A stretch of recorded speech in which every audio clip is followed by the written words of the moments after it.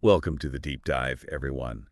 Today we're going to be looking at man's search for meaning. And Oh, this man. book, it's not just a memoir. It's like a testament to just how resilient the human spirit can be. Yeah. It comes from Viktor Frankl's experience in those Nazi concentration camps. hmm And it really makes you think, how can anyone find meaning when they're surrounded by that much suffering? Yeah. That's the exact question that Frankl grapples with, right? Right. I mean, his journey through Auschwitz, it's what led him to develop logotherapy, Yeah. which is this psychological approach that really emphasizes how important it is to find meaning in life. I think a lot of people, myself included, we kind of assume that happiness is the ultimate goal. Yeah. Like that's what we're all striving for. hmm But this book, it kind of flips that idea on its head, doesn't it? Absolutely. I mean, what's so fascinating about this book is that Frankl argues that meaning, like finding meaning, it's a much deeper drive, like a more fundamental drive than even happiness. He suggests that true happiness, uh, it actually comes as a result of living a meaningful life, not the other way around. Okay, so let's dig into that a little bit more. Uh, what was it about his experience that led him to this kind of radical conclusion? Well, his time in Auschwitz, that was definitely pivotal. He observed that, the prisoners who held onto a sense of purpose, even if it was just like a tiny flicker of meaning, they were just way more likely to endure those horrors of the camp. That's just incredible. It's almost like having something to live for, having that hope. Yeah. It became like a survival mechanism. Exactly. Yeah. I mean, in one section, Frankel, he describes arriving at Auschwitz and, they stripped him of everything, right? Oh, Like wow. all his possessions, his identity, they even took away his name. It's hard to even imagine. It is, right. Yet, amidst all of this dehumanization, he still clung to the thought of reuniting with his wife and finishing his book, the one on logotherapy. His story is just it's so moving. But okay, so how does logotherapy actually work? Like what makes it different from other approaches to psychology? Okay, so logotherapy, it's built on this idea that what really drives us in life, like our primary motivation, is this thing called the will to meaning. Okay. It's this like innate human need to find significance in our existence. Frankl, he believed that this drive, it's way more powerful than, just seeking pleasure or avoiding pain. So even when someone is faced with just immense suffering, their desire for meaning, that can still like remain strong. Precisely. I mean, think about it. If, our basic survival instincts were the only thing guiding us, logically we'd just give up when things got really, really tough, right? Right. Yeah. But Frankl's observations, they suggested something totally different. It's almost like this meaning making gives us a kind of extra reserve of strength or something. Like something that goes beyond just the will to survive. Exactly. And, it's not a passive process either. Frankl, he believed that finding meaning, it's an active pursuit, it's a search, as he called it, and it often requires us to, like, confront our challenges head on. So it's not like meaning just magically appears Oh, no. where we actually have to like go out and seek it. Precisely, yeah. And it can even change and evolve throughout our lives, too. I mean, Yes. what might give you a sense of purpose today might be totally different 10 years from now. This is really making me think about my own life and what's important. So if meaning is so crucial, where do we even start to look for it? Like, does Frankl give us any guidance? He does. He identified three key avenues, let's call them, that can lead us to meaning. Okay. Meaningful work, love and connection, and then facing suffering with courage. Okay, let's break those down one by one. Let's start with meaningful work. What does Frankl even mean by that? Is he just talking about having a job? It's definitely bigger than that. It's more about engaging in work that feels purposeful, something that aligns with your values and allows you to like contribute something to the world. This could be, yeah, a profession, but it could also be, something creative, volunteering, even raising a family. So it's about feeling like your efforts actually have value, Yeah. like you're making a difference somehow. Exactly. Frankl actually saw this play out in the camps. The prisoners who could, find purpose in their work, even if it was just like helping another prisoner, Wow. they were more likely to maintain hope and a sense of dignity. Even in those like just unbelievably awful conditions, Yeah. having that connection to something, something beyond yourself, that could actually make a difference. Absolutely. Frankl's own work on logotherapy, that was actually a source of meaning for him too. Oh, how so? He held on to this hope that if he survived, he could share these insights with the world. Wow, that's really inspiring. Like his passion for his work, it helped him get through something unimaginable. Yeah. Okay, so that's meaningful work. Mm-hmm. What about love and connection? Okay, so How does that play into finding meaning? love, it's a powerful source of meaning because it connects us to something beyond ourselves, right? Hmm. This could be love that we feel in our relationships or, the connection that we feel to nature or even a sense of belonging to a community or a cause. So it's about those moments of Mm-hmm. like shared experience of feeling like we're part of something bigger than ourselves. Exactly. Frankl observed that prisoners who clung to the memories of their loved ones or found ways to, show kindness to other prisoners, Hmm. they were just more likely to survive. It's really fascinating how even in, the darkest of times, Yeah. love and connection can be these like powerful anchors. It makes you realize how important those bonds really are. They truly are. And it's not just about receiving love Yeah. either. It's also about giving it. Acts of kindness, compassion, and love towards others can be incredibly meaningful. Hmm. It reminds us of our shared humanity, and it helps us transcend our own suffering. Okay, so we've explored meaningful work and the power of love. Now, let's talk about that third path Frankl outlines. Finding meaning in suffering. This one seems a little bit more challenging, honestly. It is, yeah. It's probably the most difficult to really wrap your head around, but it's also one of Frankl's most profound insights. Okay. He's not saying that suffering is like good or that we should, go looking for it. Suffering it's just an unavoidable part of being human. So it's not about like glorifying pain or anything like that. Not at all. It's about recognizing that even when we're in the middle of suffering that we can't avoid, we still have a choice. Okay. We can choose to give in to despair, Mm. or we can choose to find meaning in that experience. But how can you possibly find meaning in something that causes you pain and hardship? It's all about how we choose to respond to that suffering, right? Okay. Frankl, he observed that, even in the concentration camps, there were prisoners who actually found meaning in their suffering. Wow. They did it by, facing it with courage and dignity. They refused to let their circumstances completely define them. That's incredibly powerful. Do you have like an example of what that might look like? Yeah. Frankl, he tells a story about a doctor in the camps who was really struggling to find a reason to keep going. Yeah, I can imagine. And Frankl, he encouraged him uh, to focus on his patients, the ones who were depending on him and the lives he could potentially save if he managed to survive.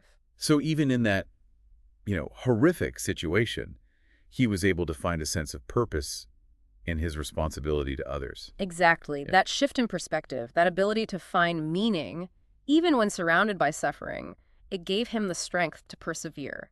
This is a lot to take in. I'm really starting to see how Frankl's ideas, they really challenge our conventional understanding of what it means to live a good life. Yeah. It's not about just chasing happiness or avoiding pain at all costs. It's about living with purpose and meaning, even when we're facing hardship. You're getting it. Frankl, he believed that this search for meaning, it's not just some philosophical concept, it's a fundamental human need. So it's not just an abstract idea. It's actually woven into like our very being. Exactly. And when this need for meaning is frustrated, it can lead to something Frankl called the existential vacuum. Now that sounds really interesting.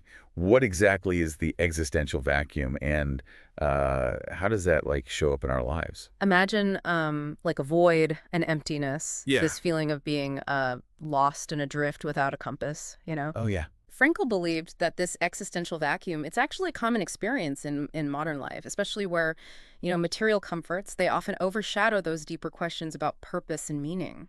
So it's like we have everything we need on like a surface level, but we still feel this deep emptiness inside. Precisely. And this feeling, it can show up in all sorts of ways, from boredom and apathy to, anxiety, depression, and even, addiction. Mm-hmm. It's like we're constantly searching for something to fill that void, Yeah. but we keep reaching for the wrong things. I'm definitely ready to hear more about this, but first I think we need to pause and give everyone a chance to, digest everything we've covered so far. Mm-hmm. We've touched on Frankl's experiences in the camps, the core ideas behind logotherapy, the will to meaning, and this idea of the existential vacuum. So when we come back, let's explore those concepts further and see how Frankl thought we could address this vacuum and really cultivate a life filled with purpose. Yeah, that sounds great. Take some time to think about what resonated with you so far, Right. what piqued your interest. And we'll pick up this exploration in part 2. Welcome back. So before the break, we were talking about the existential vacuum, right? Right. That feeling of emptiness, that lack of purpose that Frankl thought so many of us experience. It's kind of an unsettling thought, isn't it? This idea that we can have like all of our basic needs met but still feel unfulfilled. It is. And what's even more unsettling is that this void, it can actually drive us to seek fulfillment in ways that ultimately just don't work. So it's like we're trying to fill this spiritual hole with material things. Yeah, exactly. Think about, the ways we usually try to deal with this emptiness. We bury ourselves in work. We chase after like fleeting pleasures or accumulate possessions, thinking that those things will bring us lasting happiness. But they don't in the end. No, they fall short because they're not addressing the root cause, which is that lack of meaning in our lives. Frankl, he argued that the only way to truly fill this existential vacuum is to find and create meaning. So it all comes back to those 3 paths that we talked about before, right? Exactly. Meaningful work, love and connection, and then facing suffering with courage. Precisely. And remember, these paths, they aren't, mutually exclusive. They can all intertwine and kind of reinforce each other, creating this feedback loop that really strengthens our sense of meaning. Yeah, that makes sense. It's like each path is kind of contributing to a greater whole. Exactly. So let's think about this practically. When you find meaning in the work you do, it can really fuel your passion, and give you the resilience to face those difficult times. Yeah, it's like having this inner drive that pushes you forward even when things get tough. And then love, in all its different forms, it gives us this sense of belonging, purpose, connection Right. that nourishes us on a deeper level. Yeah, it reminds us that we're not alone in the world and that our lives actually have value to other people. And even when we face suffering, even when we experience loss or hardship, we can choose to confront it with courage and find meaning in, our resilience, in our growth, and in the lessons that we learn along the way. This is really resonating with me. It's like Frankl is saying that even in the darkest of times, we still have like agency. Yeah. We have the power to choose how we respond and how we make meaning out of our experiences. That's a key point, yeah. Frankl, he believed that this freedom to choose our attitude, even when faced with things we can't change, that's where real meaning comes from. It's a powerful concept. Right. But I'm still kind of struggling with like how we actually put this into practice in our everyday lives, Yeah. It's one thing to understand these paths to meaning intellectually, but how do we actually walk them? Okay, so that's where Frankl's logotherapy comes in. Okay. Remember, he wasn't just, a philosopher, he was also a therapist. Right. And he actually developed specific techniques to help people find and create meaning in their lives. Okay, so logotherapy, it gives us the tools to actually put these ideas into action. Exactly. One technique that Frankl used was what he called dereflection. Dereflection. It's this really interesting idea of shifting our focus away from ourselves and our problems and towards something bigger. That sounds like a really powerful way to like break free from self-absorption. Can you give us an example of how this might work like in real life? Okay, so imagine that you're, totally consumed with anxiety about a presentation you have to give at work. Oh, yeah. Dereflection would encourage you to shift your attention away from that fear and onto the value that you're bringing to the audience, the message you want to share, or the positive impact that you're hoping to make. So instead of like dwelling on my own nerves, I focus on the purpose of the presentation and the people that I'm trying to reach. Precisely. By directing our attention outward, we connect to something larger than ourselves, and that can really diminish the power of those anxieties. Yeah, it's like taking the spotlight off of our own insecurities and shining it on something more meaningful. That's a great way to put it. And there's actually research that supports this idea. Really? Yeah, studies have shown that engaging in altruistic acts, focusing on helping others, or, dedicating ourselves to a cause that we believe in, it can actually reduce anxiety and increase well-being. It seems kind of counterintuitive, though, doesn't it? That focusing on something outside of ourselves can actually make us feel better on the inside. It does seem counterintuitive, but it lines up perfectly with Frankl's belief that happiness is a byproduct of a meaningful life, not the goal itself. Hmm. When we dedicate ourselves to something bigger, happiness, it often follows naturally. This is making me think about all the times that I get caught up in my own little world, my own worries and anxieties. Yeah. What if instead of dwelling on all of that, I shifted my energy towards making a positive impact on other people? That's the essence of dear reflection. Well, And well, Frankl, he believed that this outward shift can have a truly profound effect on how we experience life. okay, so dear reflection is one technique.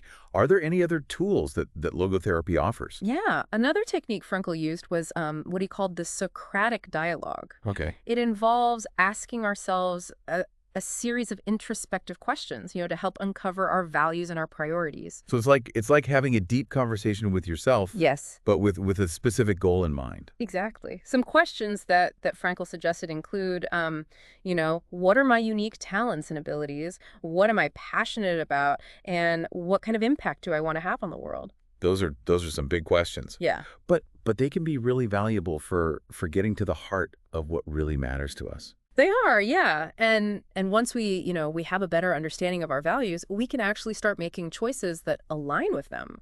So it's about living intentionally, making decisions that reflect our deepest beliefs and aspirations. Precisely. And this intentionality, it can extend to every area of our lives. Right. From choosing a career path to pursuing relationships to even, how we spend our free time. It's about making those conscious choices that lead us towards a more meaningful life.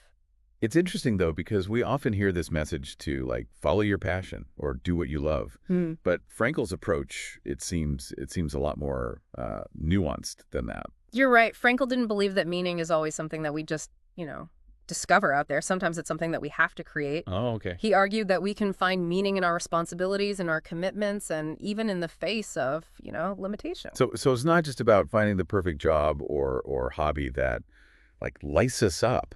It's about finding meaning in the everyday moments and the choices that we make. Exactly. Even those small, seemingly insignificant decisions, they can reflect our values and contribute to a sense of purpose.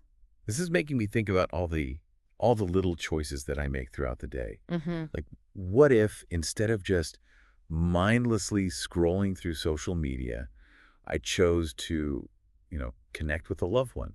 Or instead of complaining about a task, I focused on how it contributes to a larger goal. Those are great examples. And don't underestimate the power of those small shifts. Yeah. They can really add up over time and create this ripple effect in your life.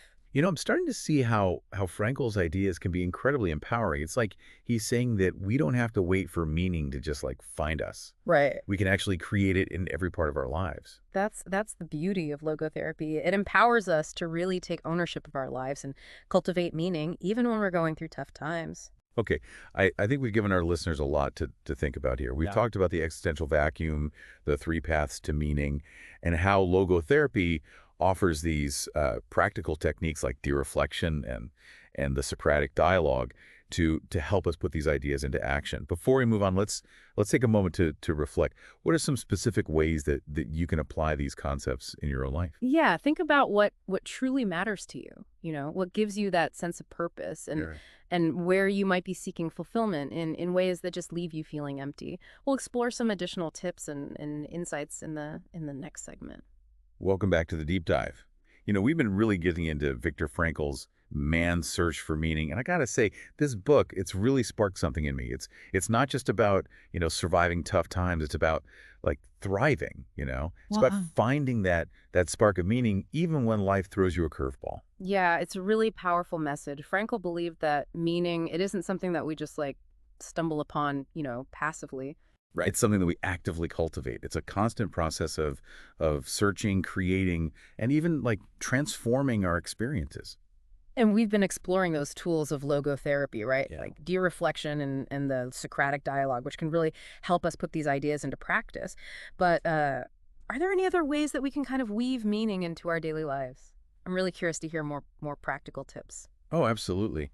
Frankl believed that meaning it can be found in even the simplest of things. One practice he really emphasized was was cultivating an attitude of gratitude. Gratitude, that sounds almost too simple. How can just being thankful make a real difference? Yeah, it's easy to overlook, but gratitude it can be really transformative. When we focus on what we have, Mhm. even when things are tough, it kind of shifts our perspective Mm. and it opens us up to a sense of wonder and appreciation. So it's like instead of focusing on what's missing, we acknowledge the good that's already there. Exactly. Think about it. Even in those concentration camps, Frankel, he noticed those moments of beauty, a sunset, a shared smile, a kind gesture, And those moments, even though they were fleeting, they became these anchors of hope and meaning for him. It's incredible how even in such like horrible conditions, those little sparks of beauty could still make a difference. Yeah. And they can make a difference in our lives too, right? Absolutely. Yeah. Taking a few moments each day to, acknowledge what we're grateful for, whether it's, our health, our loved ones, or even, just a simple cup of coffee. It can have a real ripple effect on our outlook. It sounds like a simple but really powerful practice to try to incorporate. Mhm. Are there any other like everyday actions that we can take to cultivate meaning? Absolutely. Frankl, he believed that meaning, it often comes from fully engaging in the present moment. He called this experiential values. Experiential values. Okay, what does that mean exactly? Think of it this way. Life, it's really just a collection of moments, right? Each moment has the potential for meaning, but only if we choose to embrace it fully. This could be appreciating the beauty of nature, connecting deeply with someone you love, or even losing yourself in a creative pursuit. So it's about like savoring those moments, being present, instead of just letting life pass us by. Precisely. And this doesn't require, some grand gesture. It could be as simple as really listening to a friend, taking a walk and noticing the changing leaves or, fully immersing yourself in something you enjoy doing. It's like hitting the pause button on autopilot and choosing to really engage with life as it's happening. Exactly. And those moments when you string them together, they create this tapestry of meaning. It makes you realize that meaning, it's not always about achieving some big goal. Right. It's woven into the fabric of our everyday experiences. You got it. So Frankl also believed that one of the most powerful ways to create meaning is through our actions, through what he called attitudinal values. Mhm. And this refers to, the courage and the dignity that we show when we're facing suffering that we can't avoid. Yeah. That brings us back to that third path to meaning. Right. But how can we find meaning in suffering, when it feels so inherently negative? That's a tough one. Think of it this way. Suffering, it's inevitable, right? But how we respond to it, that's a choice. So Frankl, he saw this firsthand in the camps. Some prisoners, they just gave in to despair, while others, even though they were going through the same things, they chose to act with kindness, to help others, to hold on to their integrity. so it's about finding that inner strength, Yeah. that resilience, even when life feels like unbearable. Precisely. Frankl, he believed that in those moments of choice, that's when we reveal our true selves, our values, and our capacity for meaning making. It's a powerful reminder that even when we feel powerless, we still have the power to choose how we respond, how we make meaning out of our experiences. And that choice, it can be incredibly transformative. By facing suffering with courage and dignity, we not only find meaning in our own lives, but we also, inspire others to do the same. That's Frankl's own life and his work. Yeah. He took the most horrific experience imaginable Yeah. and turned it into a source of hope and inspiration for millions of people. It's true. It's a testament to just how powerful the human spirit can be. Absolutely. Frankl's message, it still resonates today because it speaks to, this fundamental human need, the need for meaning. Mhm. In a world that often feels, chaotic and overwhelming, his work, it offers this roadmap for navigating those challenges in life and finding purpose, even in the darkest of times. This has been a truly insightful deep dive. Frankl's Man's Search for Meaning. It's a powerful reminder that meaning, it's not something that just happens to us. It's something that we cultivate, through our actions, our choices, and our attitudes. Yeah. And the search for meaning, it's ultimately what gives our lives depth, purpose, and richness. I completely agree. By By embracing those principles of logotherapy, by practicing gratitude, engaging fully in the present moment, and then facing our challenges with courage, we can all create a life that is truly meaningful. Thank you for joining us on this exploration of man's search for meaning. Ah. We hope you've been inspired to embark on your own journey of meaning making and discover those things that make your life feel rich and purposeful. Until next time, keep diving deep.